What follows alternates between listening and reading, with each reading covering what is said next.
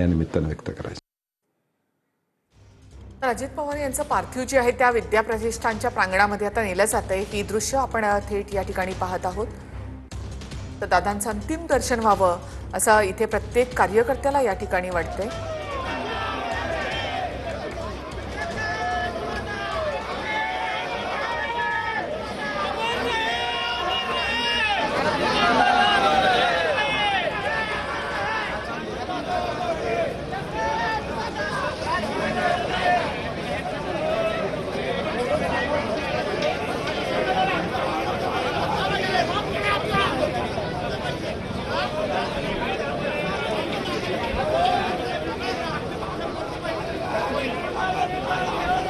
अजित पवारांवरती अंत्यसंस्कार जे आहेत ते विद्याप्रतिष्ठान या मैदानामध्ये केले जातील आणि त्यानंतर केंद्रीय गृहमंत्री अमित शहा यांच्या उपस्थितीमध्ये अजितदादा पवार यांच्यावरती अंत्यसंस्कार जे आहेत ते केले जाणार आहेत। अजितदादा पवारांचं पार्थिव जे आहे ते अगदी थोड्या वेळात आपण पाहतोय की या मेडिकल कॉलेजमधून बाहेर काढलं जातं आणि विद्याप्रतिष्ठानच्या मैदानामध्ये अजित पवारांवरती उद्या सकाळी 11 वाजता अंत्यसंस्कार जे आहेत ते केले जाणार आहेत। मात्र या सगळ्या परिसरामध्ये मेडिकल कॉलेजच्या परिसरामध्ये सकाळपासून मोठ्या प्रमाणावरती नागरिकांची गर्दी जी आहे ती पाहायला मिळत होती। प्रत्येक जण जो तो अजित पवारांना पाहता यावं यासाठी आपण पाहतोय की गर्दी करताना पाहायला मिळत होता। मेडिकल कॉलेजच्या परिसरामध्ये सकाळपासूनच ही गर्दी जी आहे ती आपल्याला बारामतीकरांची पाहायला मिळाली।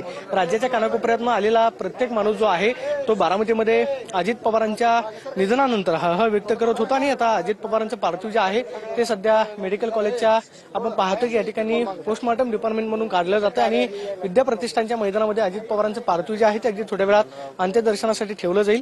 पहाटे 6 वाजेपर्यंत हे पार्थिव मैदानामध्येच असेल आणि त्यानंतर त्यांच्या मूळ गावी काटेवाडीमध्ये पहाटे 6 ते सकाळी 9 वाजेपर्यंत अंत्यदर्शन जे आहे ते आलेल्या नागरिकांना घेता येणार आहे। मात्र राज्याच्या कानाकोपऱ्यातून आलेल्या लाखो कार्यकर्त्यांची गर्दी जी आहे ती बारामतीमध्ये मोठ्या प्रमाणावरती झालेली पाहायला मिळते। प्रत्येक जण हळहळ व्यक्त करतोय कारण कार्यकर्त्यांवरती प्रेम करणारा, विकास कामांवरती प्रेम करणारा नेता आज आपल्यामध्ये नाही ही भावना प्रत्येक कार्यकर्त्यांना दुःख देणारी आहे आणि अजित पवारांचा आपण पाहतोय की शेवटचा निरोप देण्यासाठी अजित पवारांना शेवटचं पाहता यावं यासाठी हे सगळे बारामतीकर सकाळपासूनच या मेडिकल कॉलेजच्या प्रांगणामध्ये सकाळपासूनच तासनतास उभे आहेत। थोड्या वेळात अजितदादांचं पार्थिव जे आहे ते मेडिकल कॉलेजच्या पोस्टमॉर्टम डिपार्टमेंट म्हणून काढलं जाईल आणि विद्याप्रतिष्ठानच्या मैदानावरती अंत्यदर्शनासाठी ठेवलं जाईल।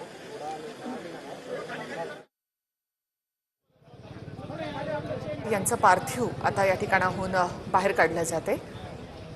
शववाहिनीमधून हे पार्थिव जे आहे ते आता विद्याप्रतिष्ठानच्या प्रांगणामध्ये नेलं जाणार आहे। इथे देखील त्यांच्या कार्यकर्त्यांनी मोठ्या प्रमाणामध्ये गर्दी केली आहे। आज सकाळपासूनच हे सगळे कार्यकर्ते या ठिकाणी थांबून आहेत।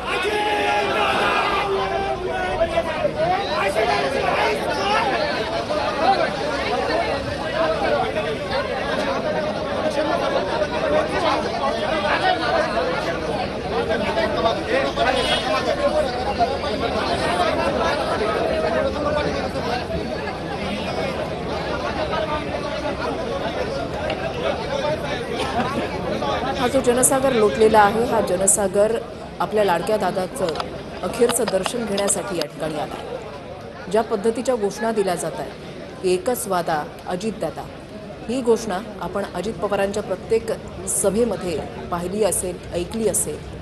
याचा अर्थ एकच की अजितदादा जे बोलायचे ते करायचे, जो निश्चय करायचे ते करून दाखवायचे आणि त्यामुळेच अजित पवारांवर, लाडक्या दादांवर लोकांचा, तिथल्या जनतेचा दृढ विश्वास होता। नक्कीच त्यामुळेच आज कार्यकर्त्यांची त्यांना अखेरचं पाहण्यासाठी म्हणून प्रचंड गर्दी या ठिकाणी उसळलेली आपल्याला पाहायला मिळत आहे। आज सकाळपासून हे कार्यकर्ते दादांचं जशी एक झलक पाहण्यासाठी म्हणून कार्यकर्त्यांची गर्दी दादांच्या मागे असायची आणि आज मात्र दादांच्या पार्थिवाचं अंतिम दर्शन आपल्याला घ्यावं लागतं। याचं दुःख, याची वेदना आज बारामतीमधल्या या प्रत्येक त्यांच्या कार्यकर्त्यांच्या डोळ्यामध्ये आपल्याला पाहायला मिळते।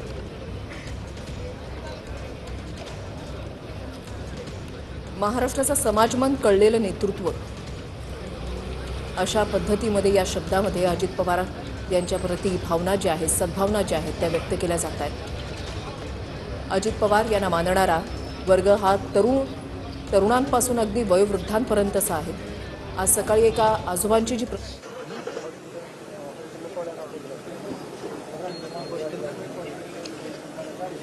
दिसायला लागली का? थोडंसं पाठवा.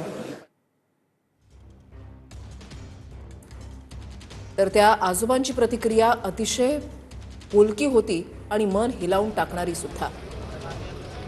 त्यांचं असं म्हणणं होतं की ज्या वेळेला त्यांना कळलं की अजितदादा आपल्यामध्ये राहिले नाही त्यावेळेला विश्वासच बसेना आणि काय करू काय बोलू हे त्यांना सुचत नव्हतं.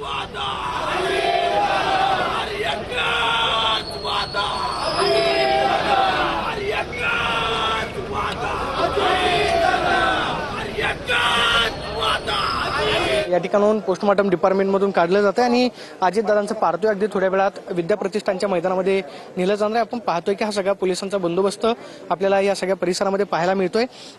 अजित पवार यांच्यावरती पोस्टमॉर्टम जे आहे ते पूर्ण करण्यात आलेलं आहे आणि त्यानंतर अजितदादांचं पार्थिव जे आहे ते आता विद्याप्रतिष्ठानच्या मैदानामध्ये अंत्यदर्शनासाठी ठेवलं जाणार आहे. आपण पाहतोय की स्वतः जिल्हाधिकारी जितेंद्र दुधी या संपूर्ण उद्या शासकीय इतमामामध्ये अजित पवारांवरती अंत्यसंस्कार जे आहेत ते केले जातात त्याचं सगळं नियोजन करतायत. मात्र हा सगळा पोलिसांचा बंदोबस्त कार्यकर्त्यांना आपण पाहतोय की भावना ज्या आहेत त्या अनावर झालेल्या होत्या. संपूर्ण बारामती आणि महाराष्ट्र आज दिवसभरामध्ये शोकसागरामध्ये बुडालेला आहे कारण अजित पवार यांच्या जाण्यानं आज महाराष्ट्राचं खूप सारं नुकसान झालेलं आहे.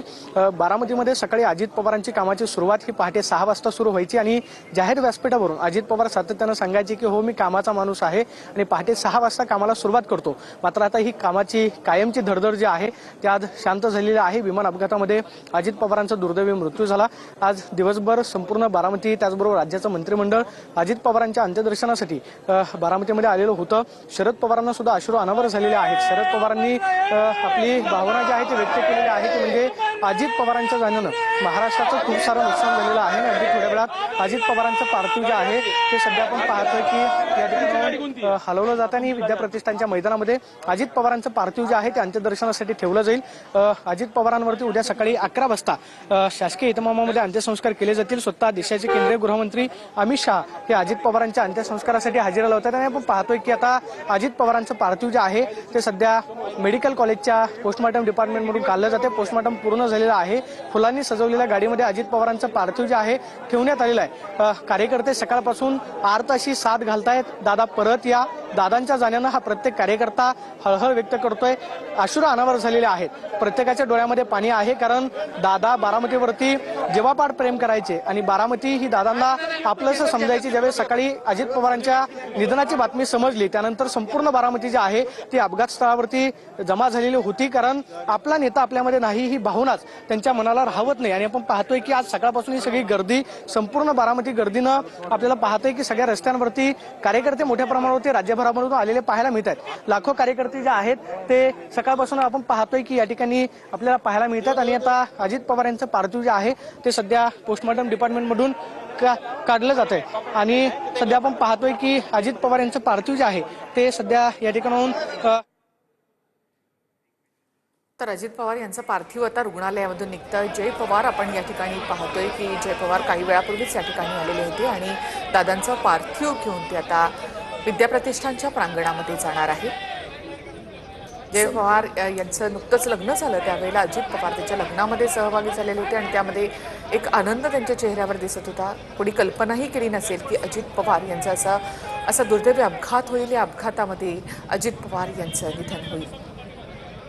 संपूर्ण पवार कुटुंब हे एकत्र आलेलं आहे. तर अजित पवार यांचं पार्थिव आता काही वेळातच या शववाहिनीमध्ये ठेवलं जाईल. हालचाली या ठिकाणी वाढलेल्या आहेत. जय पवार या शववाहिनीमध्ये ठेवलं जाईल आणि त्यानंतर अजित पवारांचं पार्थिव पहाटे 6 वाजता त्यांच्या मूळ गावी काटेवाडी या गावामध्ये अंत्यदर्शनासाठी ठेवलं जाईल.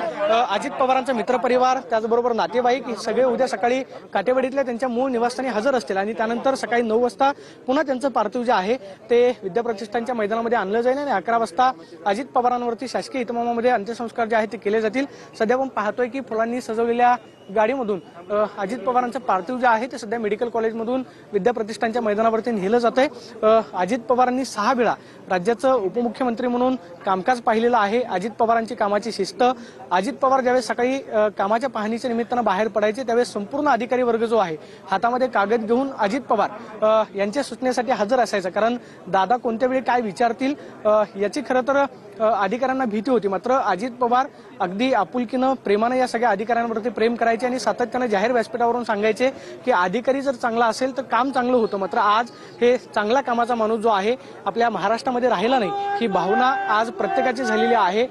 विरोधक असतील त्यांना सुद्धा दादा आपलेसे वाटायचे. कारण दादांचा स्पष्टवक्तेपणा, रोखोक स्वभाव हा या स्वभावाच्या प्रेमामध्ये महाराष्ट्र दादांच्या स्वभावामध्ये प्रेमात वेडा होता. मात्र आज अजित पवार आपल्या सगळ्यांना सोडून गेलेले आहेत.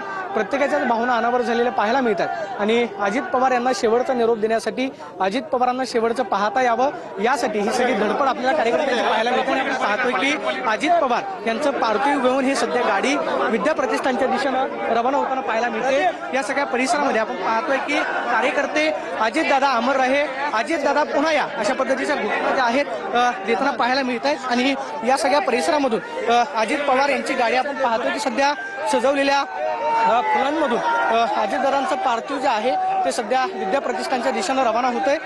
सगळं आपण पाहतोय की सगळ्या पोलिसांचा बंदोबस्त आणि कार्यकर्त्यांवरती रस्त्यावरती कार्यकर्त्यांची गर्दी आहे. त्यामुळं अजितदादांना आपण पाहतोय की अशा पद्धतीनं फुलांनी सजवलेल्या गाडीमधून विद्या प्रतिष्ठानच्या मैदानामध्ये अंत्यदर्शनासाठी ठेवलं जाईल. सकाळपासून कार्यकर्त्यांना अजितदादांचं दर्शन घेता यावं ही कार्यकर्त्यांची धडपड आहे.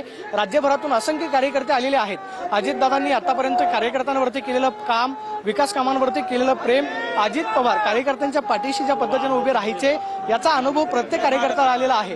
राष्ट्रवादीचा खमका नेता, दमदार नेता अशी अजितदादांची ओळख होती. महाराष्ट्राचे उपमुख्यमंत्री म्हणून 6 वेळा अजितदादांनी काम पाहिलंय आणि अजितदादांच्या कामाची प्रशंसा जी आहे ते विरोधक सुद्धा करायचे. आणि आपण पाहतोय की सध्या अजित पवार यांचं पार्थिव जे आहे ते सध्या विद्या प्रतिष्ठानच्या या ठिकाणी मेडिकल कॉलेजमधून काढलं जातं आणि विद्या प्रतिष्ठानच्या मैदानामध्ये अजित पवारांचं पार्थिव जे आहे आपण पाहतोय की सजवलेल्या गाडीमधून या ठिकाणाहून बाहेर काढलं जातंय.